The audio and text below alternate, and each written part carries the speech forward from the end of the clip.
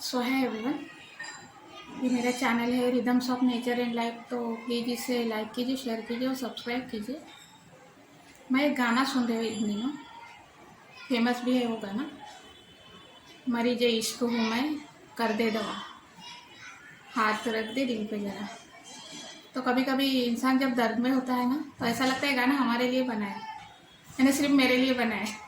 तो ऐसा लगता है, तो ऐसा होता होगा अगर कोई बहुत ही परेशानी में है, हम जिसे चाहते अगर वो आ जाए तो सारी परेशानियाँ दूर हो जाए। तो इस तरह होता है। मैंने एक बहुत 10-15 साल पहले एक सुनी थी बात, शायद एमपी और एमपी या यूपी की है, मुझे कुछ कंफर्म पता नहीं है। उससे भी बहुत पहले की वो बात थी और मैंने सुनी 15 साल पहले, 15-16 साल पहले। तो बहुत अमीर घर की लड़की थी और लड़का था नॉर्मल मिडिल क्लास। दोनों में रिलेशन था। तो जब पिता को पता चला कि वो एक दूसरे को चाहते हैं, तो उसने दोनों को अलग कर दिया। पिताजी नहीं चाहते थे कि मेरी बेटी किसी गरीब के घर में जाए, जबकि वो एक ही कास्ट के थे और उसके पिताजी बहुत बड़े बिजनेसमैन थे। ओरिजिनल स्टोरी है। कभी कभी कोई बातें बहुत लोगों को पता होती है, लेकिन वो इस तरह का ये नहीं होता। तो एक टच है इसमें, एक गाना बोले या फिर एक बिरादरी जिसे बोलते हैं, खानदान, ये इस तरह की बातें आ जाती है। तो वो लड़की को अलग कर दिया, वो उन दोनों को मिलने ही नहीं दिया।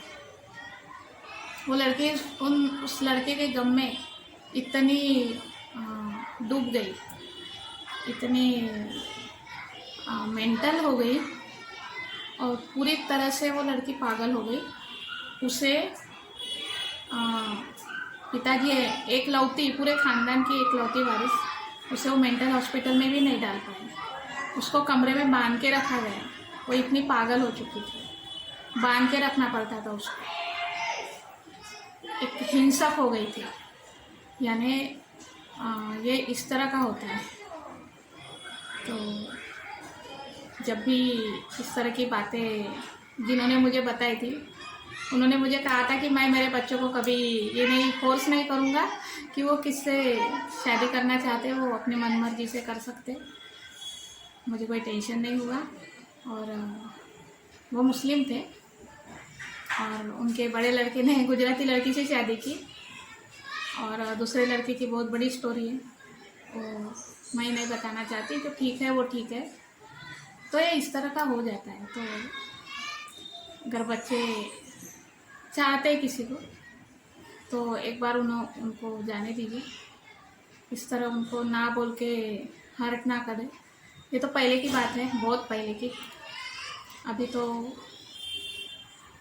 बहुत लेवल बहुत बढ़ चुका है। हर एक डिसीजन अपने अपने स्तर पे लिया जाता है। तो एक छोटी सी बात थी गाने के ऊपर। मैं ज़्यादा गाने नहीं सुनती, कभी बस में वगैरह रही तो सुनती हूँ, 1-2-3-4 गाने सुनती हूँ, बाद में स्टॉप। क्योंकि हम जिस तरह के गाने सुनेंगे उसी तरह की मेंटेलिटी हो जाती है, हम उसी तरह नेगेटिव सोचना चालू कर देते हैं। तो ये इस तरह की छोटी सी स्टोरी थी जो मैंने बताई, और बाकी कुछ नहीं। Thank you. बहुत बातें आती है ज़िंदगी में, तो कोई बातें इतने संजोग से हो जाती है कि आप सोच भी नहीं सकते, इतना बड़ा संजोग हो जाता है। जब मेरे परिवार से थे मेरे मामा, वो फर्स्ट टाइम लड़की देखने गए। अभी तो उनके बच्चों की भी शादी हो चुकी है, उनके नाती पोते इतने बड़े हो चुके हैं। वो मेरे मामा डॉक्टर थे, उनको सर्विस लगी थी नई नई। मेरे नाना जी के साथ लड़की देखने गए। तो जो लड़की थी नर्स थी, गवर्नमेंट में वो भी थे वो मैम। तो मेरे नाना जी ने कहा कि ये लड़की परिवार संभालेगी या ऑफिस संभालेगी अपना नर्सिंग का। जॉब करेगी, तो उन्होंने रिजेक्ट कर दिया उस लड़की को। सालों बीत गए, बात आई गई हो गई।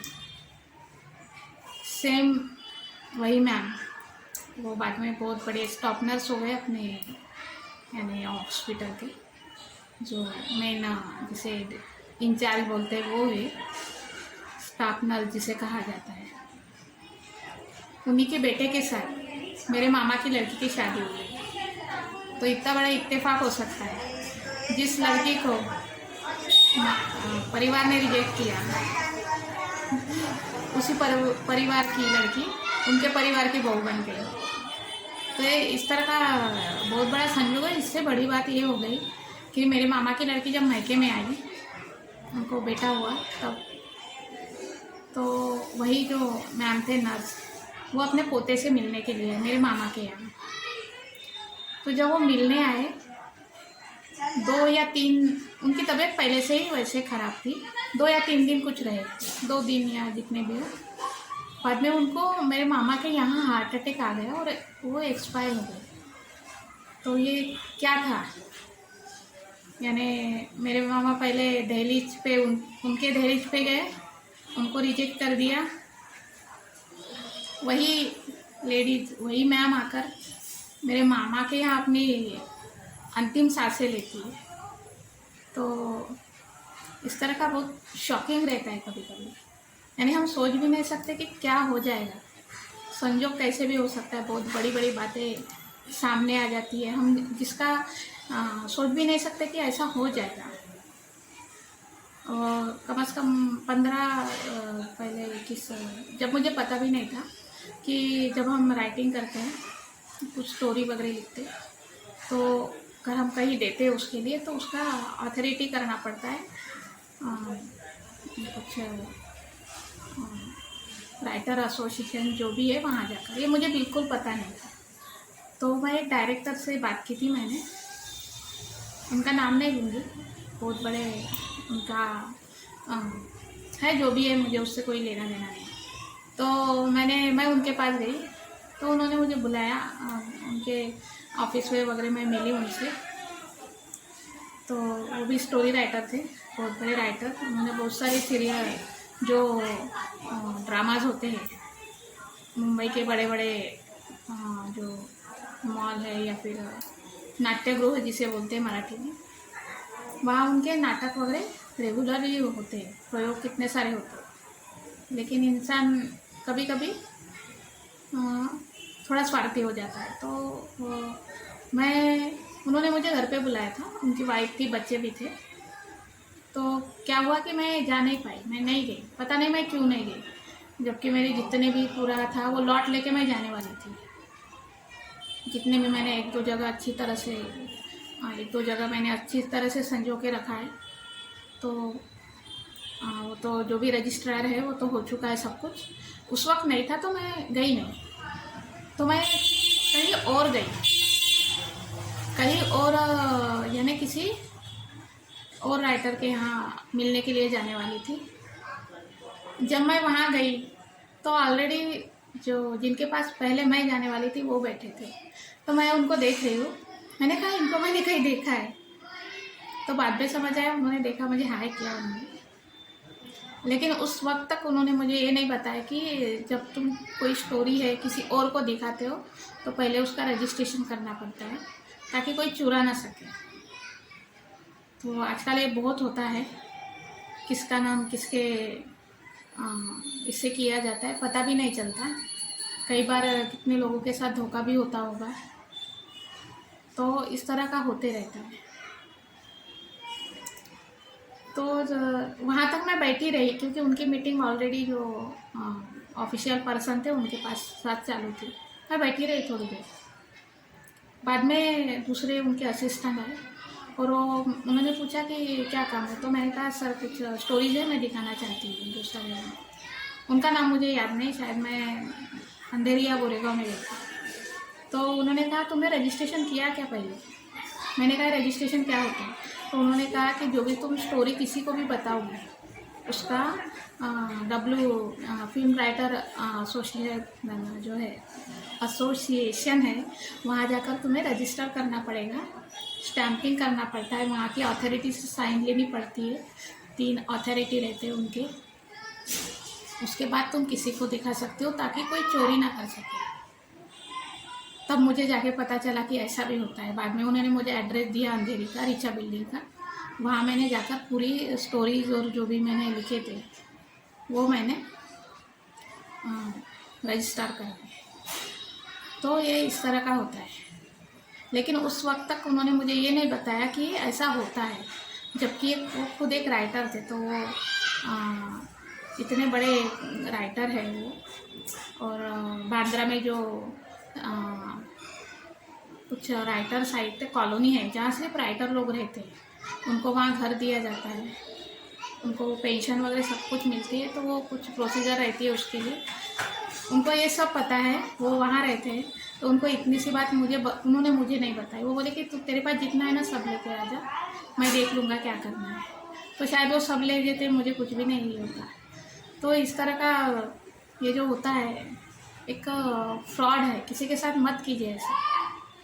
आपके पास कोई आपके ऊपर भरोसा करता है तो उसका पूरा क्रेडिट अपने भरोसे का क्रेडिट दीजिए कि उन्होंने हमारे ऊपर भरोसा किया है। तो आप सब कुछ जितना आपसे बन पड़ता है उतना कर दीजिए। पैसे लेते उस वक्त ठीक है, आपने किसी को मिलने का वादा किया है, हाँ मैं आ रहा हूँ आज, तो ठीक है, नहीं गए, कुछ प्रॉब्लम आ गई, मिलने नहीं गए। किसी को गिफ्ट देना है, नहीं दिया, इट्स ओके, नहीं दिया। लेकिन अगर आपने किसी से पैसे ले लिए ना, तो आप जो पैसे दे रहा है उसके कर्जे में डूब जाते हैं जब तक आप पूरा काम नहीं करते। तो एक प्रेशर रहता है, क्योंकि हम कुछ काम करते हैं, हमें कभी ऑनलाइन वर्क कर लेते हैं तो पैसे देते थे, कभी कभी काम नहीं होता तो हो सकता है कि किसी ने पैसे उधार लिए हो किसी काम के लिए, अपना काम करने के लिए, आगे बढ़ने के लिए, हो सकता है ऐसे। क्योंकि अगर 95% लोग अमीर है बहुत, तो 5% थोड़ा फाइनेंशियली थोड़ा तो भी पीछे रह जाते हैं, होता है ऐसे। उनका कुछ वर्क रहता है, कभी इंसान अपने काम पे अगर ज़्यादा ध्यान दे तो काम नहीं कर पाता है, काम पर ध्यान दे तो खुद का काम नहीं कर पाता। तो ये सिचुएशन आ जाती है। तो इस तरह का ऐसा ना करें कि आगे वाला अगर आपसे और कुछ ज़्यादा काम करना चाहे तो वो निगेटिव हो जाए। अगर आप किसी से पैसे लेते हैं तो उनका पूरा काम कीजिए। ये बहुत गलत चीज़ है, हम किसी के पैसे लेते हैं और फिर आज होगा कल होगा, ये बहुत गलत बात है। तो ये छोटी सी बात थी। तो इस तरह का सभी एजुकेशनल, सब पढ़े लिखे लोग हैं, जो भी गरीब इंसान एक लैपटॉप पीसी पे बैठ के काम करता है तो वो अनपढ़ या गवार नहीं हो सकता, उसको सब कुछ आता है। धीरे धीरे ना सही 1 साल लगेंगे, 6 महीने लगेंगे सीखने के लिए, लेकिन उसे आता है। तो ये इस तरह का हो जाता है। तो आप जितने पढ़े लिखे हैं तो उसका फ़ायदा कीजिए। आप किसी को कुछ देना नहीं चाहते, किसी को दान नहीं देना चाहते, ना दें, लेकिन धोखाधड़ी किसी के साथ मत कीजिए। तो ये इतनी सी बात कहनी थी बस।